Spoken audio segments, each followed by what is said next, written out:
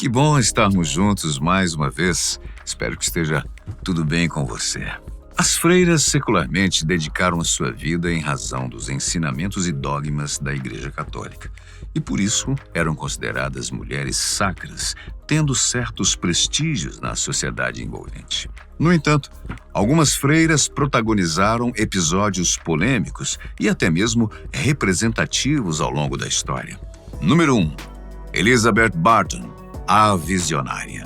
Elizabeth Barton, segundo as suas próprias declarações, baseadas em registros históricos europeus, teria nascido em 1506 em Aldington, no condado de Kent, e, portanto, ficou conhecida também pelo apelido de A Freira de Kent.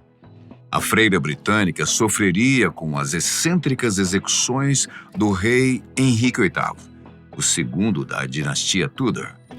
Mas ela não se relacionou amorosamente com o monarca, que ficou conhecido pelas inúmeras amantes que engravidou e pelos seus esforços em anular o seu primeiro casamento com Catarina de Aragão. Figura misteriosa e pouco documentada, Elizabeth Barton começa a aparecer na historiografia a partir de 1525, ano de início de suas visões, na época em que trabalhava como serva numa fazenda. A primeira alucinação ocorreu na Páscoa, aos 19 anos, quando, nas competências da fazenda do agricultor Thomas Cobb, ela profetizou uma suposta matança de crianças próxima à propriedade. No momento, ela reafirmou que a salvação estava na fidelidade à Igreja Católica e sua devoção afirmada pelas rezas e visões que tinha associada à figura da Virgem Maria. Como consequência de suas previsões, começou a chamar a atenção do clero. E para que as suas visões permanecessem sob um dogma cristão, tornaram-na freira.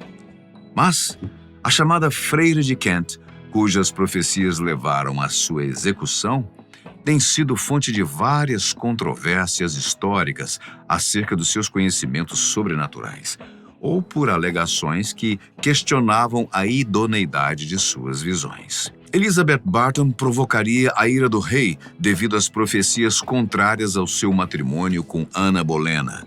Até então, após ficar conhecida pelas premonições e peregrinações de fiéis que acreditavam que Barton tinha uma conexão direta com a Virgem Maria, a freira chegou aos ouvidos e olhos de pessoas influentes como Sir Thomas More e o bispo John Fisher, chegando até a se encontrar com o cardeal Wolsey durante o reinado de Henrique VIII. No entanto, ao adentrar a corte, o assunto ficou sério, pois a freira de Kent não era mais uma inocente jovem freira, e sim uma ameaça direta à popularidade do rei. Dessa forma, as premonições de Barton foram classificadas posteriormente como traição pela corte de Henrique VIII. No ano de 1523, Elizabeth Barton declarou que havia estado milagrosamente invisível e presente na missa de Calais, local onde Henrique VIII estava fazendo uma visita ao rei francês. Em seu relato, ela disse que um anjo negou a hóstia consagrada a Henrique, removeu-a das mãos do sacerdote e a entregou para ela, sendo este um claro sinal de que Deus estava descontente com a postura do rei diante do seu matrimônio e governo. A freira ainda foi mais adiante e disse que havia visto o local exato no inferno para onde Henrique iria, e seguiu profetizando que, se o monarca prosseguisse com seu divórcio e se casasse com Ana Bolena, ele perderia o seu reino dentro de um mês e sofreria a morte de um vilão. Em 1533, ela foi presa sob acusações de má conduta sexual com os sacerdotes, provavelmente disseminadas pelos agentes do rei. Dizem que Elizabeth confessou inventar suas profecias, embora ela provavelmente tenha sido torturada para chegar a essa confissão. Presa na Torre de Londres e forçada a fazer penitência e confissão pública na Cruz de São Paulo, ela foi enforcada na região de Tyburn, sendo enterrada na igreja de Greyfriars em Newgate Street. Freira número 2. Juana Inés de la Cruz, a poetisa. Juana Inés de Asbarre Ramírez de Santillana, mais conhecida como Juana Inés de la Cruz, nasceu em 12 de novembro de 1648 e é considerada uma das escritoras mais emblemáticas do século XVII, além de ser uma das pioneiras na luta pela igualdade de gênero. Ela cresceu principalmente na fazenda de Nepantla, Nova Espanha, atual México. Na fazenda do seu avô materno, aos 3 anos de idade, Juana já sabia ler e escrever. Ela também aprendeu latim com facilidade e tinha conhecimento de um idioma indígena vinculado aos ancestrais originários daquela região. Quando criança, ela foi viver na casa dos tios ou de uma irmã mais velha, segundo as diversas fontes históricas a seu respeito, que relatavam que foi um meio que a sua mãe encontrou para que a menina continuasse os seus estudos na capital do reino. Já na adolescência, aos 16 anos, Juana se juntou à corte do vice-rei Antônio Sebastián de Toledo, Marquês de Mancera, e da vice-rainha Leonor de Carreto, que se tornaram seus patronos, de acordo com o Ministério da Cultura da Argentina. Essas figuras foram importantes em sua vida porque, no século XVII, os acadêmicos dependiam de um patrono para se sustentar. Em outras palavras, eles não escreviam de forma independente, mas por encomenda. Em 1667, apesar de já saber ler e escrever com grande fluência, ela entrou para a Ordem das Carmelitas Descalças, na igreja do convento de Santa Teresa de Antigua, onde passou por seu primeiro estágio de educação formal. No entanto, de acordo com a Comissão Nacional de Direitos Humanos do México, mais tarde ela se transferiu para a Ordem de São Jerônimo. Nessa época, a universidade era reservada somente aos homens. Mas os vínculos de Juana com importantes figuras da corte e do clero permitiram que ela desenvolvesse o seu trabalho literário. Ela mantinha um grande número de livros em seu quarto, o que era difícil de se conseguir naquela época. E além de escrever, a freira Juana Inés também se destacou como administradora, atuando por 9 anos como contadora do convento. Considerada portadora de uma das mais importantes obras do período colonial, a freira é frequentemente colocada no mesmo nível de poetas e dramaturgos espanhóis da época, como Lope de Vega e Miguel de Cervantes. Ela escrevia poemas filosóficos, amorosos e líricos, assim como sonetos e autos sacramentais, como em El Divino Narciso, de 1689, além de peças de teatro como Los Empeños de una Casa, de 1683. Considerada um dos expoentes da poesia em língua espanhola no século XVII, o século de ouro espanhol, Juana Inés de la Cruz sabia manejar como ninguém os maneirismos do barroco, como a retórica elevada, o virtuosismo linguístico, o gosto pela contradição e também pelo exagero.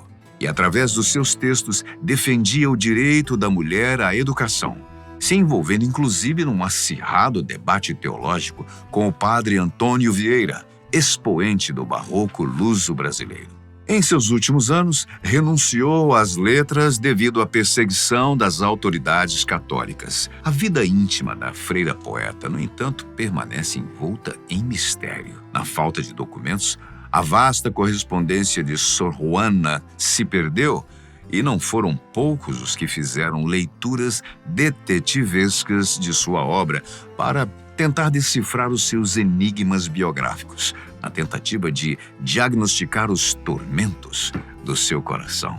Freira número 3. Joana de Leeds, a fugitiva. Ao traduzir uma carta do início do século XIV, pesquisadores britânicos descobriram uma história fascinante através de um documento que conta sobre a fuga de uma freira chamada Joan of Leeds, que forjou a própria morte para sair do convento onde vivia. A mensagem foi originalmente escrita em latim por William Melton, arcebispo de York, que descreveu a estratégia da freira para um líder religioso da cidade de Beverly, pois na época havia um boato de que a freira havia sido vista pelas bandas de lá. Joana de Leeds, que até então vivia reclusa na casa de St. Clement em York, ficou conhecida por forjar o próprio enterro em seu convento para poder desfrutar a outra vida. O esquema da freira ficou registrado nessa carta do arcebispo de York, datada de 1318 e traduzida posteriormente pelos pesquisadores do Reino Unido. O arcebispo em questão, William Melton, demonstrou grande desaprovação pela empreitada da freira através das seguintes palavras: com a ajuda de inúmeros cúmplices malfeitores e com malícia premeditada, ela fez um manequim à sua semelhança para enganar os devotos. Ela não teve vergonha em enterrá-lo em solo sagrado entre os religiosos daquele lugar. Mas apesar de o documento não especificar a aparência do manequim, nem como ele foi feito, Sarah Rhys Jones, professora de História da Universidade de York, que pesquisou sobre a emblemática freira, relatou uma entrevista que é possível que Joana de Leeds possa ter enchido uma mortalha com terra para caracterizar o seu corpo e preparado o seu enterro com o auxílio de outras pessoas. E ainda, segundo palavras do arcebispo, tendo fingido sua morte de uma maneira astuta e nefasta, dado as costas à observância da religião que ela anteriormente professava e dando as costas à decência e ao bem da religião, seduzida pela indecência, ela perverteu seu caminho da vida de maneira arrogante para o caminho da luxúria carnal e para longe da pobreza e da obediência. Bem, o arcebispo, alarmado pela fuga da freira, chegou a afirmar que a sua fuga se deu por desejos carnais. Mas a pesquisadora Rhys Jones comenta que, a partir dos vestígios históricos, não se sabe ao certo o que de fato causou o plano de Leeds. O arcebispo exigia que a freira voltasse para o convento, só que se houve ou não uma paixão envolvida, nunca saberemos, pois não há registros que confirmem se a freira chegou a viver com alguém ou se depois foi procurada e colocada no convento novamente. De toda forma, segundo a historiadora, as mulheres costumavam entrar em conventos na adolescência muito precocemente. Sendo assim, tais mudanças de coração em relação à sua vocação não eram algo incomum de acontecer. Dessa forma, na época medieval, casos de freiras fugitivas eram bem conhecidos, devido às dificuldades de sobrevivência que muitos passavam naquele período histórico. O celibato, portanto, se tornou uma das garantias de se ter um lugar para morar, tanto para mulheres quanto para alguns rapazes daquela época. Porém, exigia certas renúncias que nem todos suportavam viver. No caso de Joan, infelizmente, ninguém sabe o fim da história, já que não há registro de outras cartas contando o desfecho da saga da freira fugitiva. Freira número 4. Corita, a freira artivista. Frances Elizabeth Kent, de 1918 a 1986, mais tarde freira, foi rebatizada como Sister Mary Corita, ou simplesmente Sister Corita. Foi uma freira americana que se tornou artista plástica e ativista pelos direitos humanos, fazendo parte do movimento Pop Art. De acordo com o artigo Irmã Corita, Arte, Ativismo e Fé como Instrumentos, de Paulo Silveira, da Universidade Federal do Rio Grande do Sul, Corita Kent, como também ficou conhecida, até hoje nos surpreende como artista, educadora, líder em seu grupo, ativista e promotora da paz, da justiça social e do amor à espiritualidade, sendo inclusive uma pessoa extremamente carismática em seus círculos. Ela nasceu na região centro-oeste dos Estados Unidos e, com cerca de 1 ano de idade, se mudou para Vancouver, no Canadá, até que aos 5 anos, com a família, retornaram para o país de origem e passaram a viver na cidade de Los Angeles, no estado da Califórnia. Lá, Frances Kent permaneceria até 1980, contribuindo para a particular relevância na área artística e cultural da costa oeste. Sendo que, em 1936, ela ingressou na Ordem das Irmãs do Imaculado Coração de Maria, e assumiu a nova identidade de Irmã Corita. Desde então, ela estudou em faculdades importantes da Califórnia, como a atual California Institute of Arts, e obteve bacharelado em artes em 1941.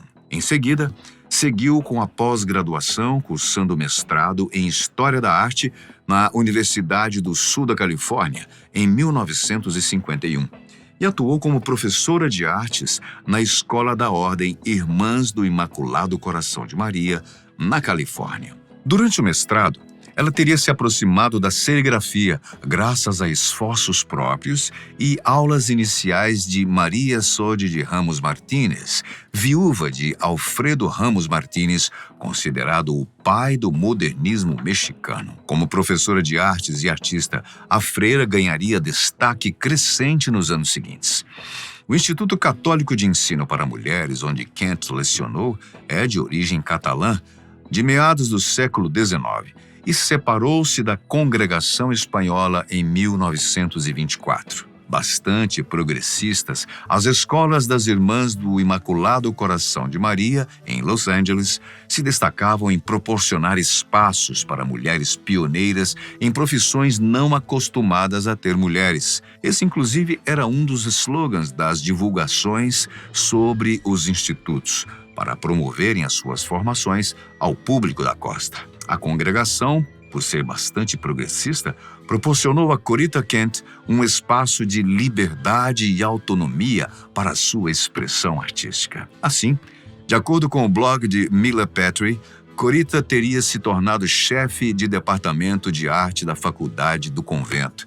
E ali, sob a sua liderança, foi estabelecido um viveiro da contracultura. Em 1962, enquanto professora, ela levou um grupo de alunos para ver uma exposição de Andy Warhol. Foi um abalo nas estruturas, é claro. A visita teve um imenso impacto na forma como Corita produzia suas peças, inicialmente com um trabalho focado na vida espiritual a partir da apropriação inovadora de Warhol. Corita também passa a inserir elementos da cultura pop em suas obras, como recortes de jornais e cartazes de supermercados.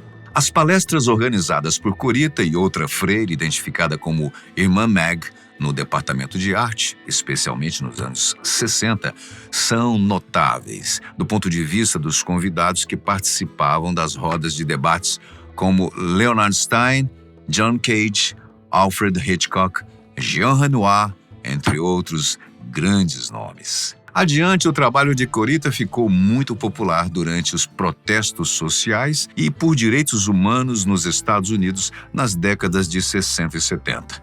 E por conta do seu engajamento político, de acordo com a revista Usina, ela eventualmente se desfiliou da Igreja Católica e criou a sua própria comunidade artística e espiritual.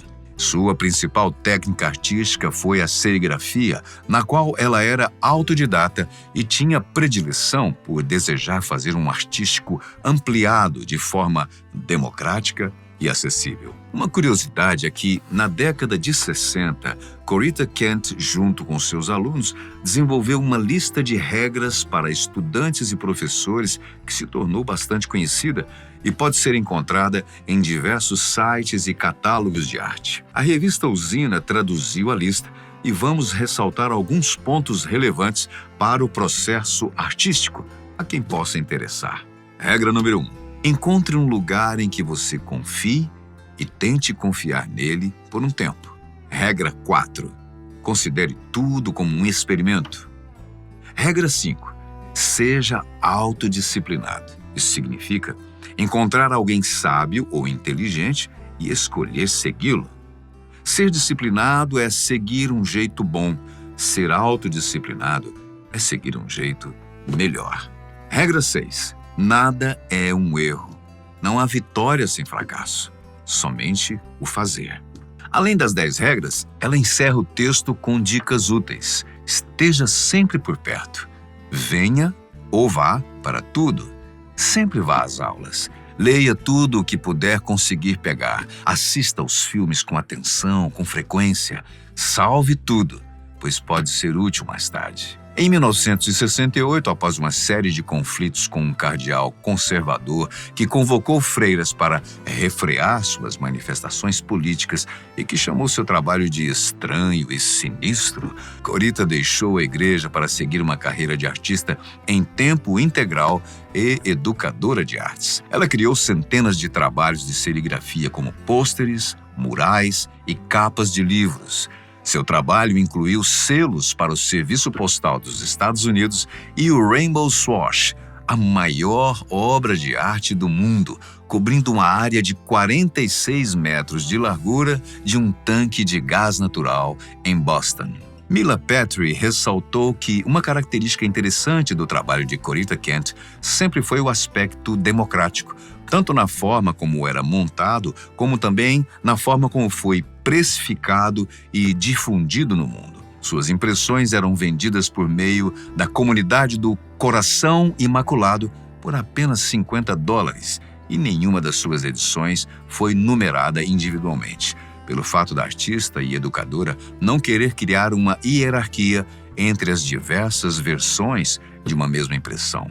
De uma maneira improvável, tornou-se uma artista pop na década de 60, sendo homenageada inclusive em 67 na capa da revista norte-americana Newsweek, junto de importantes celebridades e acompanhada da manchete A Freira Moderna. Subversivas, eu não posso afirmar, mas apesar de terem causado como freiras, essas mulheres entraram para a história e devido às suas ações em busca da liberdade. Muito obrigado pela sua companhia.